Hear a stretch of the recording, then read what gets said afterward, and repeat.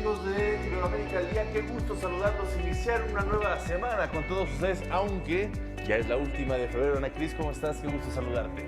Así es, Omar, qué gusto saludarte también, la última semana de febrero, y como siempre les damos la bienvenida desde todas las latitudes de Iberoamérica a este programa en el que en 30 minutos revisamos los temas más relevantes para nuestra región. Acompáñanos.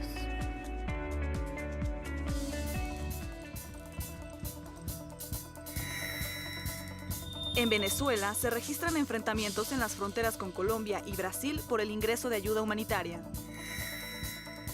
Se reúne el Grupo de Lima con la intención de buscar una solución pacífica ante la crisis venezolana.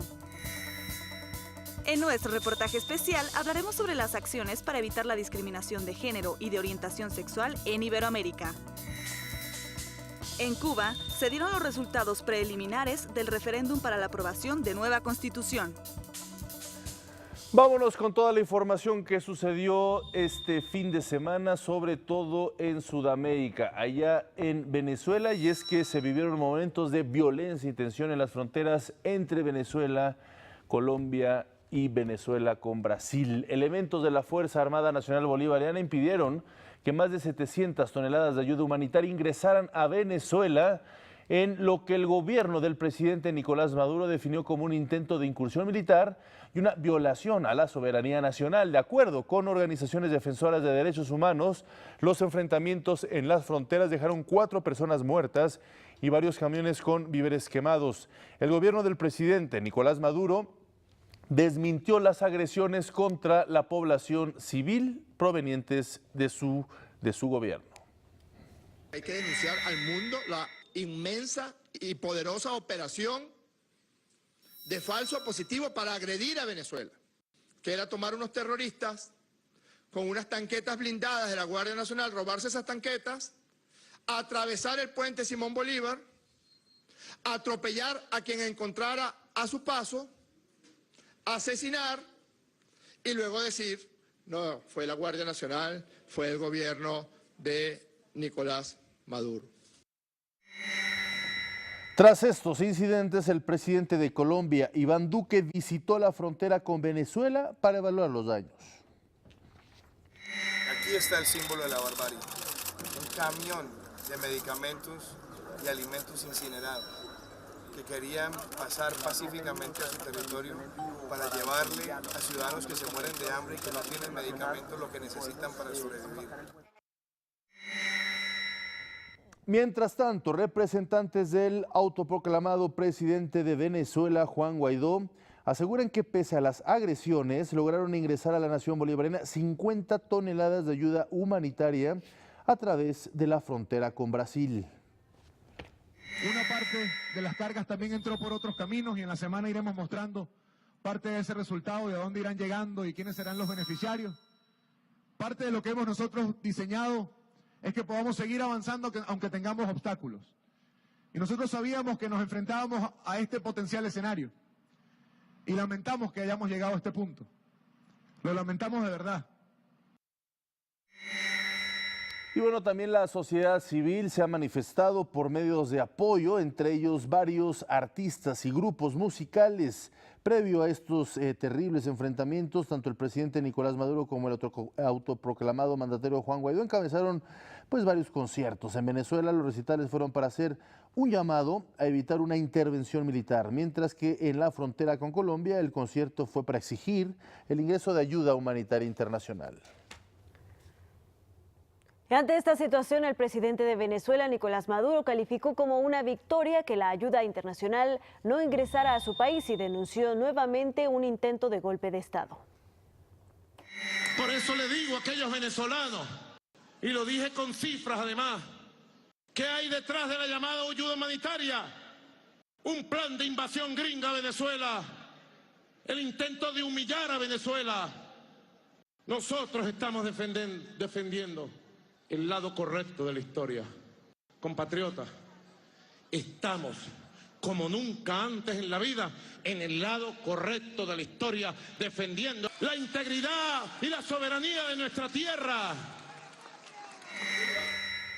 También anunció la ruptura de las relaciones diplomáticas y políticas con Colombia.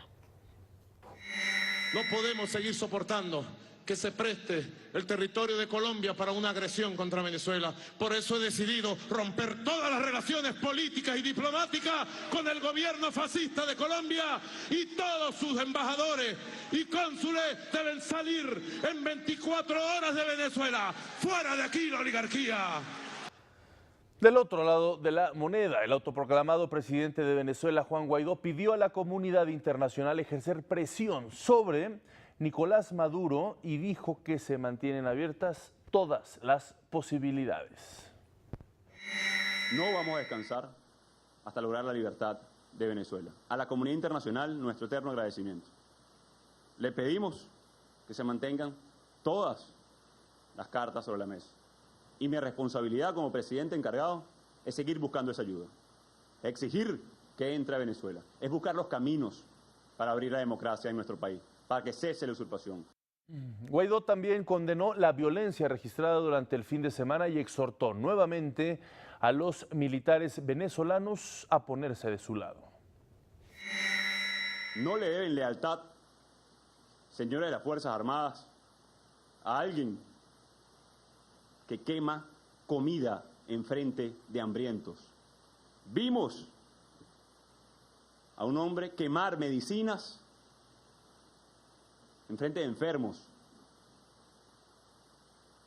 ¿Cuántos de ustedes, guardias, ejército, tienen a sus madres enfermas? ¿Cuántos de ustedes tienen a sus hijos en los colegios sin comida? Y ante los hechos de violencia registrados en las fronteras de Venezuela, las reacciones no se hicieron esperar. El presidente de Bolivia, Evo Morales, afirmó que el bloqueo a la ayuda humanitaria representa una victoria para toda América Latina.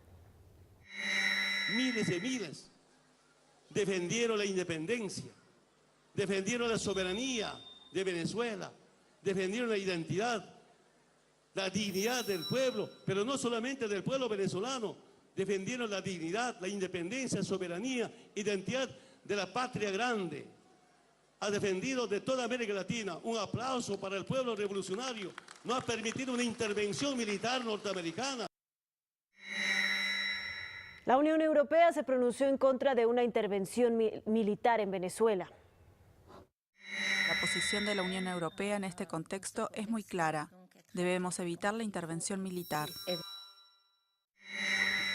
El presidente de Cuba, Miguel Díaz-Canel, dijo que lo ocurrido en Venezuela es un ataque contra toda América Latina.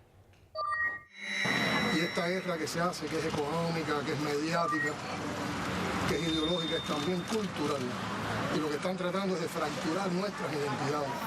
Están buscando que los pueblos nieguen su identidad. Porque con esas fracturas de identidades y esa estandarización de la cultura norteamericana, entonces es muy fácil dominar.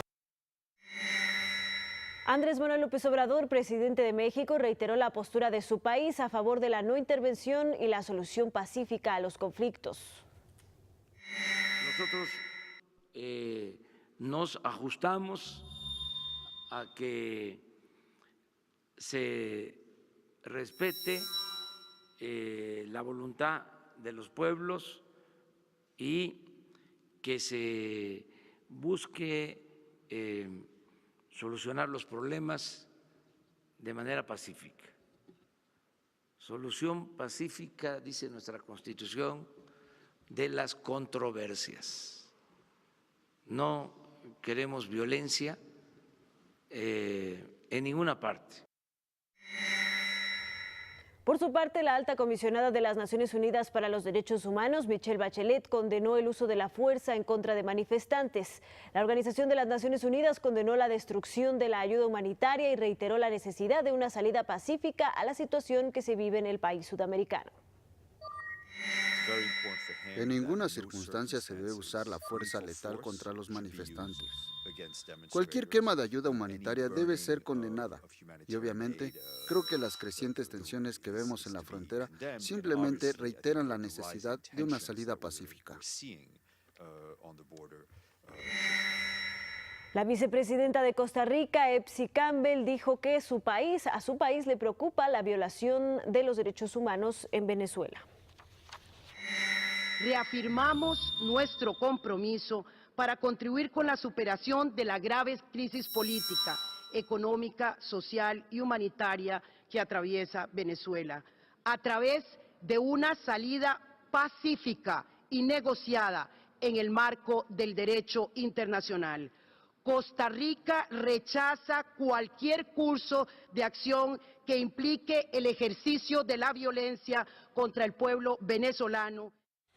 Y en este contexto, en Colombia se llevó a cabo una reunión extraordinaria del Grupo de Lima para evaluar la situación precisamente en Venezuela. En esta ocasión asistieron el vicepresidente de los Estados Unidos, Mike Pence, y el autoproclamado mandatario de Venezuela, Juan Guaidó. Iván Duque, por su parte, presidente del país anfitrión, afirmó que el apoyo de las Fuerzas Armadas de Venezuela se está debilitando y que este hecho debe aprovecharse para comenzar con el cambio de gobierno en esta nación. De conciencia que se tienen que ubicar en el lado correcto de la historia para que se restablezca el orden institucional y democrático en Venezuela. Y espero, preciados presidentes, vicepresidentes, embajadores y cancilleres, que hoy el Grupo de Lima haga ese llamado. Un llamado para que las fuerzas militares de Venezuela, de una vez por todas, se ubiquen en el lado correcto de la historia y brinden su lealtad a la Asamblea Nacional y al presidente encargado para que esa dictadura llegue a su pronto final. Juan Guaidó dijo que el bloqueo a la ayuda humanitaria realizado por el gobierno de Nicolás Maduro es un crimen. Han querido hacer ver que es un dilema entre la guerra o la paz.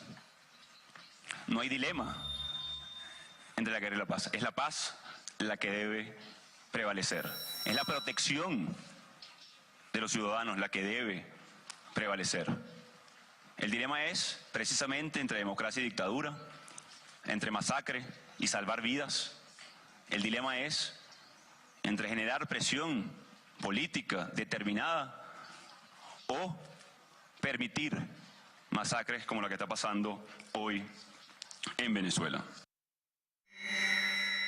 Por su parte, Mike Pence, vicepresidente de los Estados Unidos, celebró los esfuerzos del Grupo de Lima para buscar una solución a la situación de Venezuela y reiteró el apoyo del gobierno estadounidense a este bloque.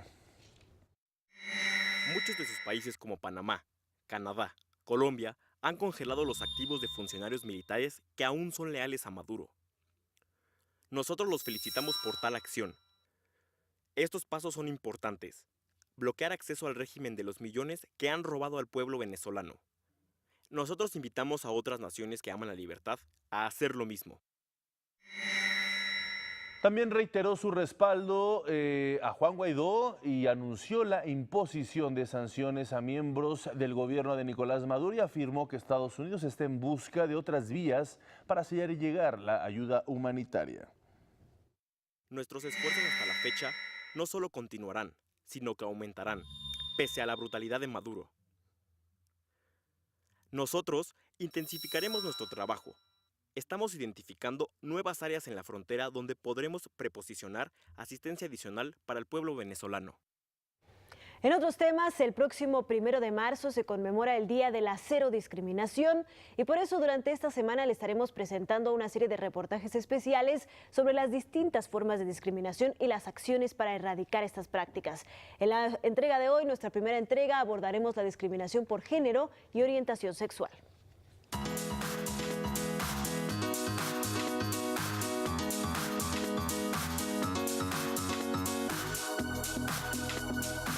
Las mujeres y las niñas que componen cerca de la mitad de la población mundial, tristemente, son de los colectivos que sufren más discriminación y carecen de prestigio, poder, así como de respeto a sus derechos humanos. En el ámbito laboral, por ejemplo, debido a la diferencia de género, se llegan a suscitar diferencias en la división de actividades, contratación y sueldo. Asimismo, las mujeres se ven con mayores barreras para alcanzar un puesto de importancia, en especial en el sector privado, y muchas son víctimas de acoso por parte de compañeros o jefes.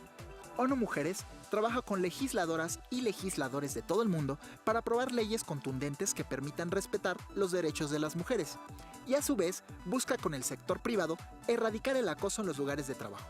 También han logrado desde 2014 que 43 países implementaran asignaciones presupuestarias para la igualdad de género y el empoderamiento de las mujeres. Mientras que en la educación, si bien la mayoría de los países en desarrollo han alcanzado igualdad de género para brindar la formación inicial, según la Organización de las Naciones Unidas para la Educación, la Ciencia y la Cultura, UNESCO, hay todavía mucha desigualdad en países con bajo desarrollo y aumenta sustancialmente en los niveles medio y superior.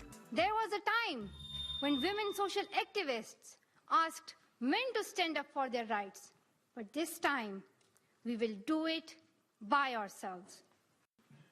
We call upon the developed nations to support the expansion of educational opportunities for girls in the developing world. Tan solo las mujeres representan 2/3 de los 750 millones de adultos que carecen de conocimientos básicos de alfabetización. El Fondo de las Naciones Unidas para la Infancia, o UNICEF, promueve de la mano de diversos gobiernos diferentes programas para garantizar las mismas oportunidades de hombres y mujeres en la educación. Otra forma muy común de discriminación es por la orientación sexual. La Oficina de Derechos Humanos de las Naciones Unidas ha documentado una amplia gama de violaciones a los derechos humanos cometidas contra las personas por motivos de su orientación sexual. The Universal Declaration of Human Rights opens with the immortal words, "All human beings are born free and equal." And yet around the world, lesbian, gay, bisexual, transgender and intersex people are harassed, attacked, imprisoned and treated in a discriminatory manner.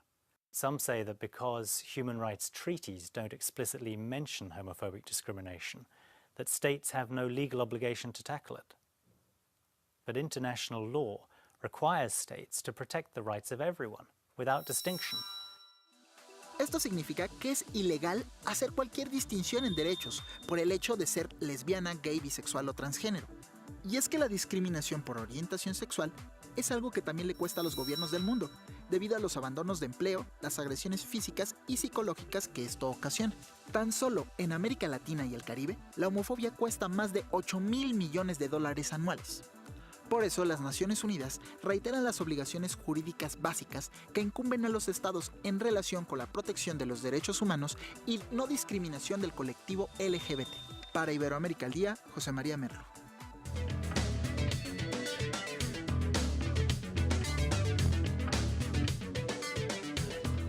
Vamos a otros temas. 7,5 millones de cubanos participaron en un referéndum para aprobar una nueva constitución que sustituirá a la Carta Magna de 1976. El referéndum fue aprobado con poco más del 85% de los votos.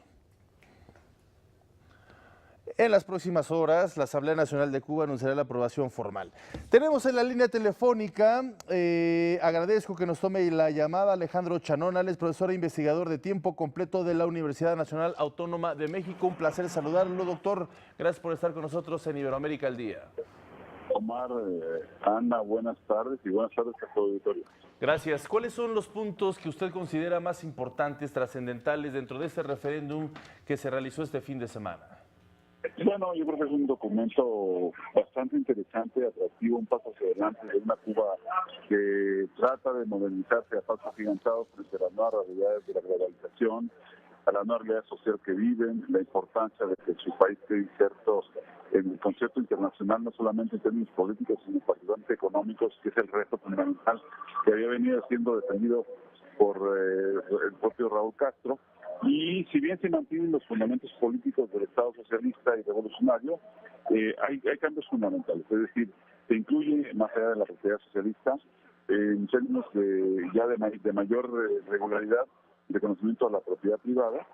Y en ese sentido, vienen a revolucionar la base de su economía, donde ellos venía avanzando el fenómeno de los cuentapropistas, es decir, de la iniciativa y emprendedores privados para un sistema económico que pues refleja finalmente una transición hacia un nuevo horizonte económico. En ese sentido, hay un reconocimiento del papel del mercado y de nuevas formas de propiedad, y creo que eso es relevante. En el ámbito político también hicieron cosas muy importantes, como fue el reconocimiento a la no discriminación por el origen étnico o género, y hay un mensaje también de apertura política hacia el movimiento internacional de LGBTI.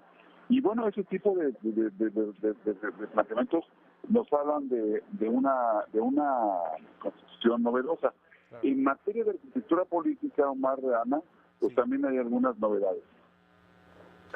Pues le agradecemos mucho, doctor Alejandro Charona Burguete, su opinión. Seguramente seguiremos abordando estos temas conforme se vayan aplicando, vayamos viendo cómo se van integrando pues a esta realidad cubana. Le hacemos mucho, muy buenas tardes, buen provecho.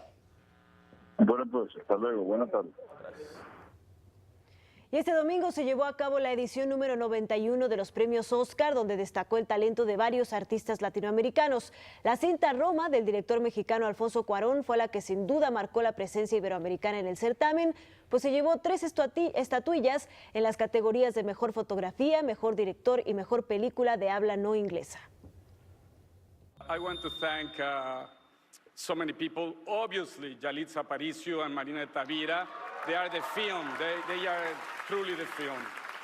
I want to thank the Academy for recognizing a film centered around an indigenous woman, one of the 70 million domestic workers in the world without work rights, a character that historically had been relegated in the background in cinema. Hay que destacar que en los últimos 6 años son 5 las veces que un mexicano gana el premio como mejor director. Por otro lado, la cinta animada Spider-Man, un nuevo universo, del productor y guionista cubano Phil Lord, se llevó el premio como mejor película de animación. Esta cinta también contó con la colaboración del mexicano Antonio Contreras Mastache, quien formó parte del equipo de animación. Se encuentra en la línea telefónica el especialista en cine, Eduardo Marín. Eduardo, un placer saludarte. Gracias por estar con nosotros en Iberoamérica al Día. Encantado, Omar, Ana, ¿cómo están? Muy buenas tardes. Tus pronósticos, cuéntanos, ¿se hicieron realidad? ¿Qué te pareció esta entrega de los Oscar? ¿Cómo viste pues, los premiados? ¿Te parecieron justos? Mira, para mí, de las 8 nominadas a Mejor Película, era superior Roma. Y sí creí, y me equivoqué, que podía ser la primera película no hablada en inglés en ganar el Oscar a Mejor Película General. No se consiguió. Creo que se demostró que la barrera entre las categorías de película extranjera y película general sigue siendo infranqueable. Sí. Creo que la Academia consideró que era un exceso darle a una sola película los 2 Oscars. Nunca se ha conseguido en la historia, pero Roma reunía todas las condiciones para lograrlo por primera vez en la historia. Había gustado mucho a los miembros de la Academia, tan es así que le dieron el Oscar de Mejor Director a Cuarón, lo que nadie había conseguido por una película extranjera, es decir, no hablada en inglés. Era claro favorita Roma para ganar Mejor Película por la mayoría de los expertos de diversos medios en Estados Unidos. Había ganado ya el BAFTA de la Academia Británica y en los Critics' Choice, la mayor asociación de críticos de Estados Unidos, que presenta muchas coincidencias con el Oscar. Y en fin, parecía que se iba a lograr por primera vez que una película extranjera ganara Mejor Película, pero no fue así. Y yo creo que si Roma ya no lo logró, pues ya veo una imposibilidad completa de que otra película extranjera lo vaya a conseguir. Pero lo que sí hay que resaltar es que finalmente lo de anoche pues dejó huella para nuestro país, que con México consiguió el primer Oscar de su historia como mejor película extranjera tras 9 nominaciones. Y bueno, y en un hecho, comentaba ahorita Ana, verdaderamente extraordinario, ya son en los últimos 6 años 5 los mexicanos que han recibido el Oscar a mejor director: González Iñárritu por Birdman y The Revenant, Guillermo del Toro el año pasado por La Forma del Agua y Cuarón por Gravity y Roma. Pero de las 5 películas, solo Roma es producción mexicana, con reparto mexicano y hablada en español. Así es, querido Eduardo, verdaderamente magnífica esta conquista para los mexicanos. Y bueno, vimos además el español fluir como nada. Y bueno, te agradecemos mucho que pues, nos hayas compartido tu análisis previo y pues que esta vez se haya pues cumplido varias de los pronósticos que hiciste. Muchísimas gracias, te mandamos un fuerte abrazo y hasta muy pronto. Muchas gracias, hasta luego, buenas tardes. Vamos a nuestra sección Espacio a Tierra. Espacio a Tierra. Bienvenido a Espacio a Tierra. Soy Ana Cristina Olvera y te invito a bordo de la Estación Espacial. Los astronautas dentro de la Estación Espacial preparan un experimento externo que probará la capacidad de almacenar combustible para futuras misiones. La astronauta de la NASA Anne McClain y el astronauta de la Agencia Espacial Canadiense David Saint-Jacques preparan la misión robótica de reabastecimiento de combustible 3, o RRM-3, para su transferencia al exterior a través de la esclusa de aire en el módulo japonés de experimentos. RRM-3 demuestra la primera transferencia y almacenamiento a largo plazo de metano líquido, un fluido criogénico en la microgravedad. Las naves espaciales utilizan fluidos criogénicos como propulsores o refrigerantes, y tener la capacidad de reabastecer combustible en el espacio será un gran impulso para permitir misiones de larga duración a destinos futuros como la Luna o Marte. Un traje puede hacer que cualquiera se vea de lo mejor, pero para los astronautas que su traje funcione de la mejor manera es crítico. Los trajes espaciales requieren un mantenimiento de rutina para garantizar que estén en buenas condiciones antes de que un astronauta se aventure afuera en una caminata espacial. Los trajes espaciales son como naves individuales, tamaño humano, cada una con su propio sistema de soporte vital portátil. Esto incluye al separador de la bomba del ventilador, la cual hace circular el aire a través del circuito de ventilación de oxígeno y transporta el líquido refrigerante del traje. Los astronautas Anne McClain y David Saint-Jacques removieron el separador de la bomba del ventilador de un traje y lo reemplazaron con un repuesto en órbita. Luego presurizaron el traje para realizar una verificación de fugas. Y esta ocasión la pregunta viene de Oliver, de 5º año, quien quiere saber si hay internet en el espacio. Excelente pregunta, Oliver. De hecho, la red mundial se extiende más allá del mundo y también al espacio. Los astronautas tienen acceso a lo que llamamos red de tripulación, a través de internet en tabletas a bordo de la Estación Espacial Internacional. Los miembros de la tripulación pueden enviar correos electrónicos y muchos incluso tienen cuentas en las redes sociales. Pueden seguir a la astronauta de la NASA Anne McClain en Twitter en @astroanimal y al astronauta de la Agencia Espacial Canadiense David Saint-Jacques en @astro_david_s. Y sigue enviando tus preguntas usando el hashtag Espacio a Tierra. Nos vemos la próxima.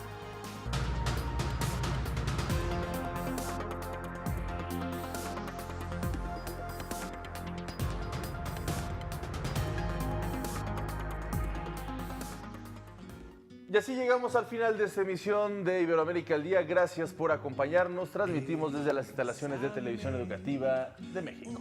Así es, los dejamos con música del venezolano El Otro Polo y esto que se titula Bésame. Bésame un poquito más.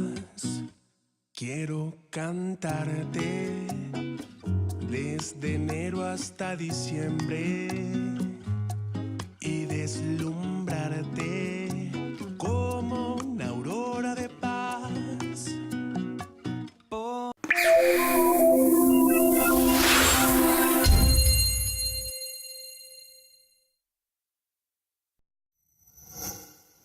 Gobierno de México.